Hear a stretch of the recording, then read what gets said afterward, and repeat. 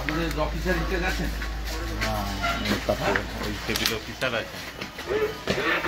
Officer inter নেই কেন? মানে আমি আসবো জেনে চলে গেল। ওকে বলে দেবেন, পরিষ্কার বলে দিচ্ছি, শ্যামাপদ মন্ডল নন্দীগ্রামের মন্ডল প্রেসিডেন্টকে মিথ্যা মামলা 164 করে তুলেছিল। আপনার আইও এখন বিপদে আছে, কোর্টে টানাটানি করছে। বাটুল দাসকে যা করেছেন তার ফলও আপনাদের ভুগতে হবে, বলে দিবেন। এইখানে ছিল, সরে গেছে। ভাইপোর এসপি কে জিজ্ঞেস করেছে, বলতে পালিয়ে যেতে, মিট করবেন। লিডার অফ অপোজিশন, 2,28,00,000 লোকের প্রতিনিধি, বানের জলে ভেসে আসা লোক নয়।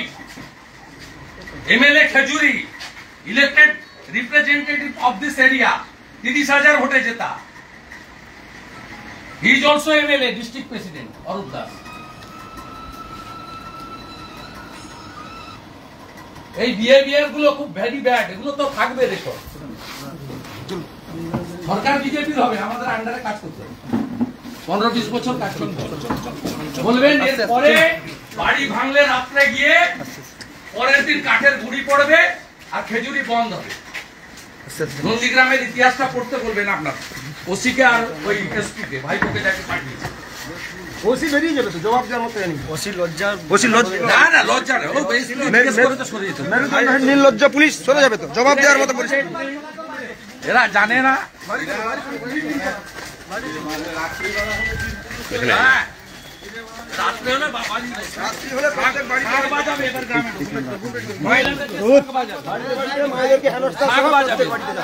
বাড়িতে ঢুকলে শাঁখ বাজাবে। এবার পালিয়েছে, পালিয়েছে মমতা পুলিশ। কাওয়ার্ড খবর ছিল, তাও আগে থেকে জানা ছিল। Coward Mamata police. এরপরে গ্রামে ঢুকলে, বিজেপির লোকদের বাড়ি আক্রমণ করলে, যে ভাষায় কথা বললে মমতা পুলিশ সন্তুষ্ট হয়, সে ভাষায় কথা বলবে। শাঁখ বাজাতে বলছি, আর সমস্ত প্রতিষ্ঠানে মাইক পাঠাচ্ছি, ঢুকুক এরা রাত্রে। মহিলাদের, শিশুদের উপর অত্যাচার বন্ধ করে। ভারত মাতা কি জয়, ভারত মাতা কি জয়। কোনো অত্যাচার নেই, পুলিশি অত্যাচার, ওটা আমরা বুঝে নিব। শ্যামাপদকে ধরেছিল, এখন আইও বিপদে, মামলাতে জড়িয়েছেন। এদের অবস্থা রাজীব সিনহার মতো হবে, অপেক্ষা করুন। পুলিশকে নিয়ে বারবার অভিযোগ হয়, মিথ্যা মামলা করলে তার জন্য বিচার ব্যবস্থা আছে, আমরা লড়তে জানি। শ্যামাপদকে 164 করে ধরেছিল, এখন আইও হাত পা ধরছে শ্যামাপদ, বাঁচাও, বাঁচাচ্ছি তোকে। ভারত মাতা কি জয়। শুভেন্দু আসার আগেই থানার ওসি পালিয়েছিলেন। প্রিয় দর্শক, আমি শফিকুল ইসলাম এবং আপনারা দেখছেন আরামবাগ টিভি। দর্শক, এই হচ্ছে ভিডিও। আজকে শুভেন্দু অধিকারী খেজুরি থানাতে গিয়েছিলেন ওসির সঙ্গে কথা বলতে, কিন্তু ওসি নাকি ছিলেন না। উনি ঢোকার আগেই ওসি নাকি চলে গেছিলেন বা বেরিয়ে গেছিলেন, যে যেমন বলছেন আর কি। কেউ বলছেন পালিয়ে গেছেন, কেউ বলছেন ছুটে গেছেন। তো যাই হোক, এটা পরিষ্কার যে উনি ছিলেন না। শুভেন্দু অধিকারী আসছেন, এই খবরটা আগেই হয়ে গেছিল, কিন্তু তারপরেও থানাতে ছিলেন না ওসি। যারা ছিলেন অফিসার, তাদের সঙ্গেই কথা বলেন শুভেন্দু অধিকারী, এবং বেশ দাপটের সঙ্গে কথা বলেন যে আমি হচ্ছি বিরোধী দলনেতা, 2 কোটি প্লাস আমরা ভোট পেয়েছি, আমাদের দল ভোট পেয়েছে, এই সংখ্যক সমর্থনের আমি প্রতিনিধি, আমি বিরোধী দলনেতা, আমি কথা বলতে এসেছি। আর কি হচ্ছে এসব? মিথ্যা কেস দিয়ে সব ব্যবস্থা নেওয়া হচ্ছে। স্মরণ করিয়ে দিয়েছেন যে একটা কেসের কথা বলে, যে আয়োকে এখন করতে হচ্ছে, হাতে পায়ে ধরতে হচ্ছে না কি একটা বললেন, যেহেতু ওনারাও চ্যালেঞ্জ করেছিলেন আর কি, সেই জন্যে। তো এই যে আর একজনের ক্ষেত্রে যেটা হয়েছে, এরও তাই, মানে এক্ষেত্রেও তাই হবে। মানে সাবধান থাকুন, সতর্ক থাকুন। যেটা আর কি বলার চেষ্টা হচ্ছে যে কারো কথা শুনে চলবেন না, ফাঁসতে হবে। আর আমাদের অধীনেও কাজ করতে হবে, অন্তত 15-20 বছর কাজ করতে হবে, সেটাও বলে দিয়েছেন যাদের সব চাকরি টাকরি আছে আর কি এখনো। সুতরাং সাবধান হন, ওই কারো কথা শুনে কারো ডিরেকশনে চলবেন না। আর এরপর গেলে এবার যে ভাষাতে পুলিশ বোঝে সে ভাষাতে উত্তর দেওয়া হবে। তারপরে বললেন শাক বাজাতে হবে, মাইক পাঠাচ্ছি বললেন। মধ্যা কথা, পুলিশের বিরুদ্ধে রুখে দাঁড়াতে হবে। এবার রাস্তাতে ওই গাছের গুঁড়ি টুড়ি ফেলে দিয়ে যেমন হয়েছিল নন্দীগ্রামে, সেই রকম পন্থা অবলম্বন করা হবে। একটা সময় নন্দীগ্রামে পুলিশ ঢুকতে পারতো না, এমন অবস্থা হয়ে গেছিল।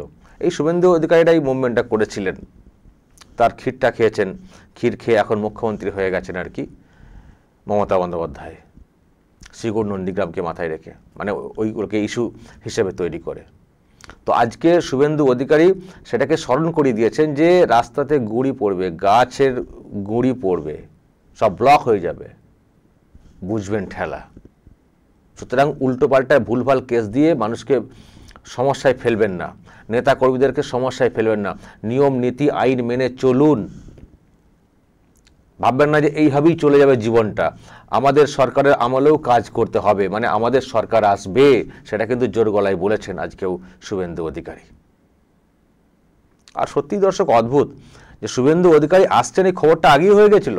আর পুলিশের কাছে তো আগেই খবর থাকবে কোত্থেকে গাড়ি আসছে, কোন দিক থেকে আসছে। ওসি চলে গেলেন কোথায়, কি জরুরি কাজ ছিল জানি না, সেটা হয়তো বলা হবে যে এই কাজ সেই কাজ। তো একজন বিরোধী দলনেতা আসছেন কথা বলতে থানাতে, ওসি চলে গেলেন। আরও বিরাট কিছু একেবারে কাজ চলে এসেছিল যে একজন বিরোধী দলনেতা, যে সে মানুষ নন, একজন সাধারণ এমএলএ নন, একজন বিরোধী দলনেতা বিধানসভার, তিনি আসছেন থানাতে, ওসি থাকলেন না, তার কি কথা শুনবো না? চলে গেলেন। প্রশ্ন তুলেছেন শুভেন্দু অধিকারী। তবে তিনিও দমার পাত্র নন, বলেছেন যা হবে, পুলিশ যে ভাষাতে বোঝে সেই ভাষাতেই জবাব দেওয়া হবে পুলিশকে, ছাড়ছড় কোনো ব্যাপার নেই। আজকে একেবারে হুঁশিয়ারি দিয়ে এসছেন এবং থানাতে কার্যত তোলপাড় একটা তৈরি করেছেন আজকে এই খেজুরি থানাতে। তারপরে উনি ওখান থেকে বেরিয়ে আসছেন, ছেলে খেলা পেয়ে গেছে সব। দর্শক, শুভেন্দু অধিকারী তিনি কিন্তু তার মতো করে লড়ে যাচ্ছেন, দেখছেন আপনারা। বিরোধী দল সম্পর্কে অনেক প্রশ্ন তৈরি হয়েছে, অনেক প্রশ্ন উঠছে, দলের অবস্থান নিয়ে প্রশ্ন উঠছে, দলের সংগঠন নিয়ে প্রশ্ন উঠছে, কিন্তু শুভেন্দু অধিকারী তিনি কিন্তু তার জায়গাতেই রয়েছেন এবং তার সমর্থন আমরা দেখছি অটুট রয়েছে।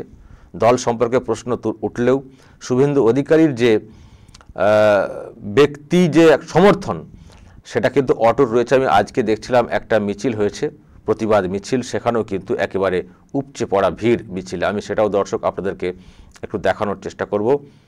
এই হচ্ছে একটা মিছিল। সুতরাং শুভেন্দু অধিকারী তার যে গড়, সেটাকে তিনি কিন্তু ভালোভাবেই এখনও ধরে রেখেছেন এবং এটুকু পরিষ্কার, এইসব মানুষজন যেন ব্যক্তি শুভেন্দুকেই সব থেকে বেশি করে চিনছেন এবং তার সঙ্গে থাকার চেষ্টা করছেন। ফলে আমি এখান থেকে একটা কথা বলতে পারি, দল সম্পর্কে কেউ কেউ হয়তো প্রশ্ন তুলছেন যে এই দলটার কিছু হবে না এই বাংলাতে, ওই ন্যাশনালি হয়তো তারা ক্ষমতায় ফিরে আসবে, কিন্তু বাংলাতে তাদের কিছু হবে না। সুতরাং এই দলটা, আবার ওনাকে বলছেন এই দলটা করে কি হবে, আবার এই সুযোগে তৃণমূল কংগ্রেস তো আবার বিরাট লাফাচ্ছে। হ্যাঁ, কংগ্রেস শূন্য, সিপিএম শূন্য, আর বিজেপি তো গোষ্ঠী দ্বন্দ্বে একেবারে জেরবার। সুতরাং তৃণমূল কার সঙ্গে লড়বে, মানে এতই উৎফুল্ল, উৎসাহিত। আমি শুনছিলাম ডক্টর সেন আবার বলছিলেন তাহলে কার সঙ্গে তৃণমূল লড়বে, আর লড়বে না, আপনারা একাই সব জিতে যাবেন 42-42, সেটাই বলে দিন না। জানি না দর্শক লোকসভাতে কি রেজাল্ট হবে, আমি আবারও বলছি লোকসভাতে কি রেজাল্ট হবে সেটা কিন্তু অনেক কিছু নির্ভর করবে। এই যে এত দুর্নীতি বিষয় চলছে, যদি ঠিকমতো করে তার ব্যবস্থা না দেখতে পান বাংলার মানুষ, আমি জানি না দলটাকে কি করে কি মানুষজন ভরসা করবেন। দ্বিতীয়ত বিজেপির কেন্দ্রীয় নেতৃত্বের কি অবস্থান হবে, তারা কতটা অ্যাগ্রেসিভলি এটাকে নেবে বাংলাকে, সেটাও দেখতে হবে।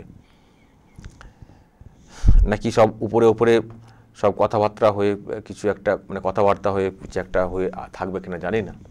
তো যাই হোক, লোকসভা ভোটের রেজাল্ট কি হবে বলতে পারছি না। তবে যে ডামাডোল দেখছি বিজেপির মধ্যে তাতে কিন্তু খুব ভালো রেজাল্ট হবে না, এটা পরিষ্কার। আর এটা আবার আমি বলছি বলে দেখছি আমাকে আবার বিরাট করে সব লোক মানে সব লোক নয়, কিছু দুধেল গায়, চোর, জোচ্চোর, যারা মুখ বন্ধ করে বসে পড়েছিল, তখন ভাবছিল যে হাওয়া খারাপ। এখন যে আমি কতগুলো কথা বলছি যে বিজেপির মনে হচ্ছে রেজাল্ট খুব একটা ভালো হবে না লোকসভা ভোটে এখানে, ব্যাস একবারে বিরাট, আবার আমাকে বিরাট বলা শুরু হয়ে গেছে। সে বলুন, বলতে পারেন, কিন্তু আমি এটুকু বুঝি এদের দম হচ্ছে ওই এর মতো, শুধু চিৎকার করে, কিচ্ছু নেই। আবার যখন একটু ঘষা হয়ে যাবে সব চুপচাপ, সব মুখ বন্ধ করে সব তখন সবাই লুকিয়ে পড়বে। 21-এর ভোটের রেজাল্টের পরে খুব উৎপাত চিৎকার শুরু করে দিয়েছিল।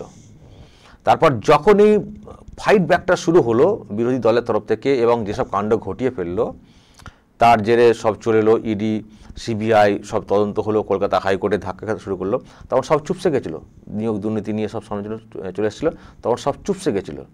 এখন আবার ফরফর করতে শুরু করেছে। কারণ আমি যে বলছি বিজেপির গোলমাল বা দ্বন্দ্ব নিয়ে মানুষের মনে প্রশ্ন জাগছে, ইডি সিবিআই তদন্তের গতি নিয়ে মানুষের মধ্যে প্রশ্ন জাগছে, এই সময় যখন আমরা প্রশ্ন তুলছি ও বাবা আবার বিরাট ব্যাপার একবারে আবার ফরফর করছে। দেখবেন যখনই আর একটা ঘা হয়ে যাবে আবার চুপসে যাবে। এরা হচ্ছে এই ক্যারেক্টারের, এদের দম নেই, শুধু ওই ফাঁকা মাঠে একটু লড়ার চেষ্টা করে আর ওই একটা কিছু রেজাল্ট এসে গেছে মানে বিরাট ব্যাপার, চোরদের যেমন হয় আর কি। এখন খুব ফরফর করছে, শুধু একটা ঘা আবার পড়তে দেখুন আবার সবাই চুপ হয়ে যাবে। আর আমি জানি যারা মানে যে অংশের মানুষগুলো চাইছেন যে এই সিস্টেমের পরিবর্তন ঘটুক, তারাও আশাহত হয়েছেন, তারাও খানিকটা চুপ করে গেছেন, তারাও আর প্রতিবাদ করতে চাইছেন না, তারা ভাবছেন যে দূর কী করব, এ তো সব তো যা হওয়ার ওপর থেকে হয়ে যাচ্ছে, কি হচ্ছে কিছু দেখতে পাচ্ছে না, তারা সেই জায়গায় খানিকটা চুপ করে গেছেন। কিন্তু আমি আবার বলছি, চুপ করে গেলেও তারা যে একেবারে শাসকের সমর্থনে চলে যাচ্ছেন তা কিন্তু নয়, মানুষের মনে ক্ষোভ কিন্তু থাকছে, শুধু একটা শক্ত খুঁটি কবে দাঁড়াবে সেটা তারা দেখতে চাইছেন, তারপর তারা একেবারে ঝাঁপিয়ে পড়বেন। সুতরাং যারা ভাবছেন বিরাট ব্যাপার লোকসভা ভোটে বিরাট রেজাল্ট, লোকসভা ভোটে যদি বিরাট রেজাল্টও করে ফেলে তৃণমূল কংগ্রেস, কিন্তু বিধানসভা রেজাল্টে কিন্তু তাকে বেগ পেতেই হবে। কারণ হচ্ছে লোকসভা ভোটে যদি বিজেপির এটা আমি আবার বলছি, বিজেপির এটা কিন্তু শেষ চান্স। যদি বিজেপি ঠিক মতো করে গ্রিপে না নিতে পারে, মানুষের ক্ষোভের প্রতিফলন যদি বিজেপি না ঘটাতে পারে, বিজেপি কিন্তু আর এই বাংলাতে দাঁড়াতে পারবে না। কিন্তু এটাও ভাবতে হবে, বিজেপি দাঁড়াতে পারবে না মানে তৃণমূল কংগ্রেসে একবার দাঁড়িয়ে এইভাবে চলে যাবে, এটাও কিন্তু নয়। বিকল্প প্ল্যাটফর্ম তৈরি হবেই। যারা বিজেপি দলটা করছেন তারাও বিকল্প একটা জায়গা তৈরি করার চেষ্টা করবেন, আর মানুষ তখন সেদিকে ছুটবেন এবং সেই ছোটার গতির হবে ঝড়ের মতো। সুতরাং লোকসভা ভোটের রেজাল্ট যাই হোক না কেন, বিধানসভা যে হবে তারপরে সেখানে কিন্তু অন্য খেলা হবে। আর যেটা করছেন শুভেন্দু অধিকারী এটা প্রমাণ করে দিচ্ছেন যে দল সম্পর্কে প্রশ্ন হয়তো উঠলেও উঠতে পারে, কিন্তু শুভেন্দু অধিকারী যেখানে সমর্থন সেখানে বিজেপিতে শুভেন্দু অধিকারী রয়েছেন, সমর্থন শুভেন্দু অধিকারীর পেছনে ছুটছে। শুভেন্দু অধিকারী যদি কখনো মনে করেন যে বিজেপিকে দিয়ে হচ্ছে না এই বাংলার পরিবর্তন, নিশ্চয়ই তাকে অন্য কিছু ভাবতে হবে, বাংলার মানুষের স্বার্থে ভাবতে হবে। তখন দেখবেন ওই যাদেরকে দেখছেন পতাকা নিয়ে যেতে, তারাই দেখবেন শুভেন্দু অধিকারীর পেছনে যাবেন। কারণ যারা যাচ্ছেন শুভেন্দু অধিকারীর সঙ্গে একটাই উদ্দেশ্য, এই সিস্টেমের পরিবর্তন। সুতরাং শুভেন্দু যে জেদ নিয়ে লড়াই করছেন, কতজন পারেন এইভাবে জেদ নিয়ে লড়াই করতে, জেদ এবং বাজি রেখে লড়াই করতে কতজন পারেন? কেউ হয়তো বলেন যে আপনি কেন শুভেন্দুকে এত কেন প্রেফারেন্স দিচ্ছেন, এত কেন তাকে প্রচার দিচ্ছেন? আরে প্রচার মানে আমরা কি চাইছি যে সিস্টেম চলছে সেই সিস্টেম বন্ধ হোক। তো বন্ধ করতে গেলে লড়াই দরকার, ফাইট করতে গেলে ফাইট করার মতো নেতাকে দরকার। দাঁড়ান না অন্য কেউ এসে, শুভেন্দু আমার প্রিয় লোক, আমি তো কখনো বলি না, বলবও না, দাঁড়ান আরেকজন কেউ এসে ফাইট করার মানুষ করা দেখান, দেখবেন আমাদেরও তারও খবর আমরা করতে বাধ্য হবো। কারণ আমরা যে সিস্টেমটা চলছে তার বিরুদ্ধে। এইভাবে চলতে পারে না, বাংলার সর্বনাশ হয়ে যাচ্ছে। সুতরাং বাংলার সিস্টেমটাকে যেটা চলছে সেটাকে স্টপ করতে গেলে যারা সামনে থেকে সত্যিকারে লড়বেন, লড়ার মতো করে লড়তে হবে। এই শাসক কি শাসক সেটা নিশ্চয়ই আপনারা বুঝে গেছেন, সেটা নিশ্চয়ই আপনারা বুঝে গেছেন।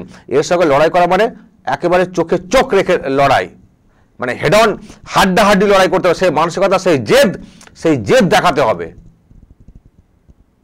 আমি তো জেদ তো দেখছি শুভেন্দু অধিকারীকেই সব থেকে বেশি। আচ্ছা, মানে আরও আছে কিছু কেমন, কিন্তু সব থেকে বেশি জেদ তো ইনাকি দেখছি, এবং সেই জন্য ইনার খবর বেশি হয় এবং সারাক্ষণ লেগে রয়েছেন, নানান সব তথ্য টুইট করছেন, ফেসবুকে দিচ্ছেন, আমরাও সেগুলো করতে বাধ্য হচ্ছি, খবর করছি, সেই জন্য শুভেন্দুর খবর বেশি হয়ে যাচ্ছে। কিন্তু এই না যে শুভেন্দু থেকে ভালো কেউ লড়াই করেন সামনে থেকে, দেখবেন আমরা সেই তার খবরটা আবার বেশি করে করব।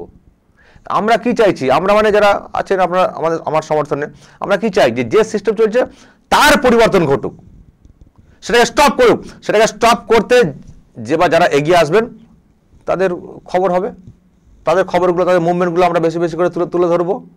কিন্তু সেই জেদটা দেখাতে হবে তো। সেই জন্য দর্শক বলছি যে দল কখনো চিরস্থায়ী হয় না, দলের অবস্থান কখনো চিরস্থায়ী হয় না, দলের রেজাল্ট কখনো চিরস্থায়ী হয় না, আর দলে কোনো মানুষ থাকবেনই চিরস্থায়ী সেটাও হয় না। যখন ইস্যু সামনে চলে আসে, যখন অবস্থান একটা তৈরি হয়, যখন একটা প্রেক্ষিত তৈরি হয়, তখন কিন্তু একটা নতুন করে প্ল্যাটফর্মও তৈরি হয়, এবং নতুন প্ল্যাটফর্ম অনেক সময় চমকও দিতে পারে। তার উদাহরণ কিন্তু বিভিন্ন রাজ্যে রয়েছে। সুতরাং যারা লাফাচ্ছেন, ও বিজেপির মধ্যে দ্বন্দ্ব চলছে, সিপিএম কংগ্রেস জিরো, মানে আমরা এবার হিরো, সারা জীবন হিরোই থাকবো, ভুল ভাবছেন। লোকসভা ভোট অন্য আঙ্গিকে ভোট হবে, লোকসভা ভোটের কী রেজাল্ট হবে সেটা আমরা এখনই বলছি না, কিন্তু লোকসভা ভোটের রেজাল্টের ওপরেই এবারে বিধানসভা রেজাল্ট নির্ভর করবে এটা বলবো না। কারণ লোকসভার ভোটের পরে রাজ্যে পলিটিক্যাল ইকুয়েশন নতুন একটা রূপ নেবে, এবং সেখানে আমার ধারণা শুভেন্দু অধিকারীর ভূমিকা সেটাও কিন্তু নতুন রূপে দেখা দেবে। দর্শক কি বলবেন? যদি কিছু বলার থাকে অবশ্যই বলবেন, কমেন্ট বক্সে নজর রাখবেন আরামবাগ টিভিতে।